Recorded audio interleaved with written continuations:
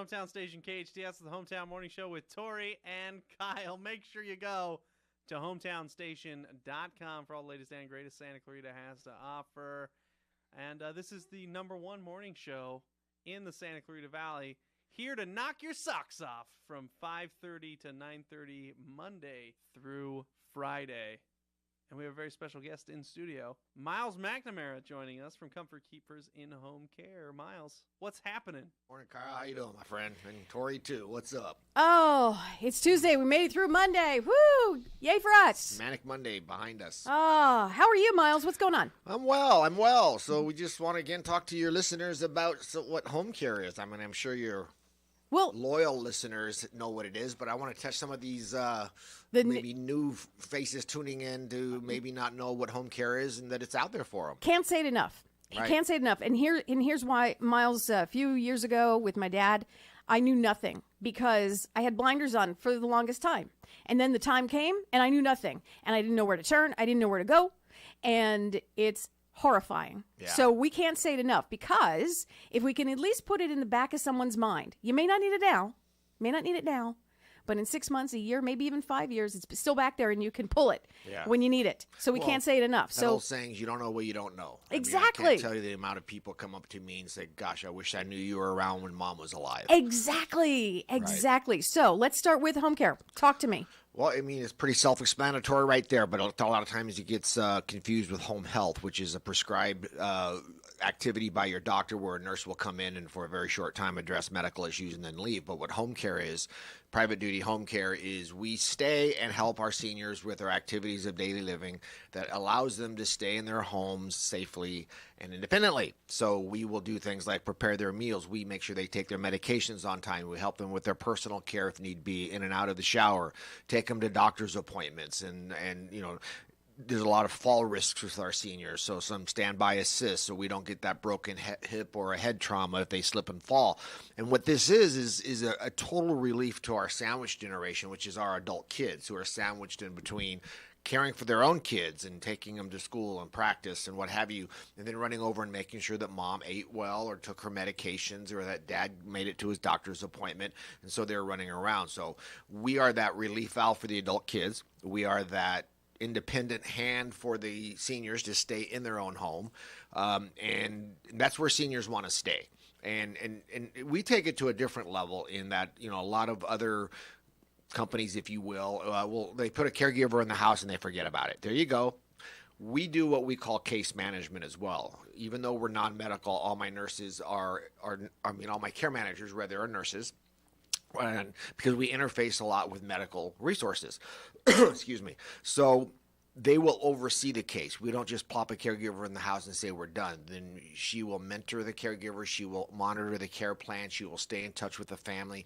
And we look at the whole package, and we make sure that you know, the doctor's appointments are getting scheduled and or attended. We're making sure that the gardener's coming on time. We're making sure whatever's happening in that home while we're there with our caregiver, then I have the nurse case manager who then oversees that care plan and the well-being of the client. And then we set up whatever communication mode the family wants. I mean, maybe they want a weekly update. Maybe they want a daily update after each visit.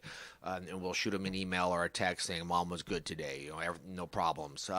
So, you know, and then so obviously we're there for the reactive. If something happens, Mom falls and breaks a hip, or, you know, something occurs that necessitates help in the home, we always encourage people to be proactive, prevent that slip and fall, prevent that broken hip or the head trauma because of a slip and fall, or the hospital because of a dehydration, urinary tract infection, or malnutrition, mismanagement of meds. I mean, I could go on and on and on. And companionship is a very undersold portion of what we do. A lot of our seniors who've lost a spouse may be lonely, depressed. Yes, I read an article recently about doing crosswords and Sudoku. Is that the number puzzles with seniors? Apparently, you don't do them. I know Sudoku. No. Is that okay? It's like a crossword, but it's a number puzzle. Okay. And it's the old use it or lose it attitude. Exactly. And they said if the article basically was saying, start these kind of in your 50s and work your way up by 70s, 80s. It will help the brain to stay developed. And is that something maybe that your caregiver would do with someone who needs the help? Like, would they sit down and do a crossword with you? It's called companionship. It's called interaction. It's called that. And what we do is we have a trademark approach called interactive caregiving, where we try to include our clients in their own care. We don't say just sit in the shadows on the couch there and we're going to work around you.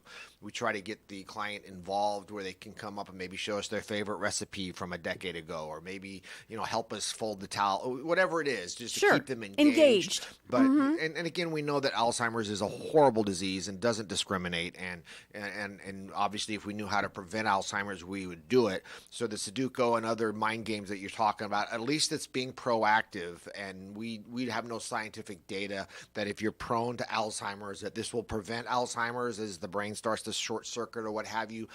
But you know what? It can't hurt, even for, keeping them mentally stimulated and keeping them engaged.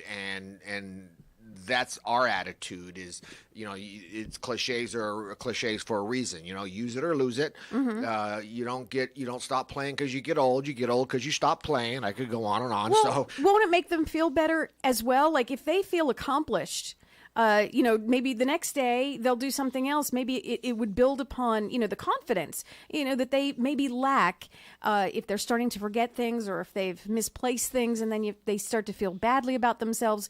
If this is, the companionship and the engagement with your help does that, wouldn't that be great just to continue on? I mean, it just sounds like a really nice thing. Well, and one of our leading problems and challenges with our seniors, especially if they've lost a spouse of multiple decades, is depression, despair, isolation, loneliness. So absolutely, I mean, you cannot ignore that aspect of loneliness and getting them re-engaged in the activities that they used to be engaged in. I mean, it's immeasurable. Do you have, and one more last question, because I know we have to go, but one more last question. Do you ever have a client call in and say, oh, I love this person, can we have this person long term? Or do you try and shuffle people to get different experiences with different caregivers? Oh, no. A lot of times we have multiple caregivers involved in the team, but consistency is key, and our caregivers and our clients bond. I mean, it's like my caregivers say a lot of times it's like having, 15 sets of grandparents. But no, consistency is key. Because if we can get that caregiver to have a constant schedule with the client, if they wanted to set a regular schedule where it's a, Monday, Wednesday, Friday kind of thing, and we put Susie there, absolutely. I mean, why would we just mess it up to mess it up? Because our caregivers and our clients develop a very solid bond. Awesome, Myles.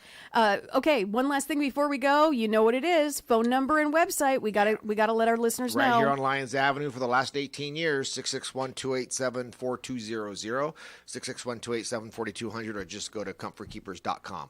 Or aren't you very close to the Chinese restaurant? How close are you? I'm right next to Doc's Inn. I can't even. Next to Bricks, between Doc's and Bricks. But the landmark was perfect. Everybody knows where Doc's Inn is, so the landmark was perfect. Myles, always a pleasure. Come back soon. Thanks.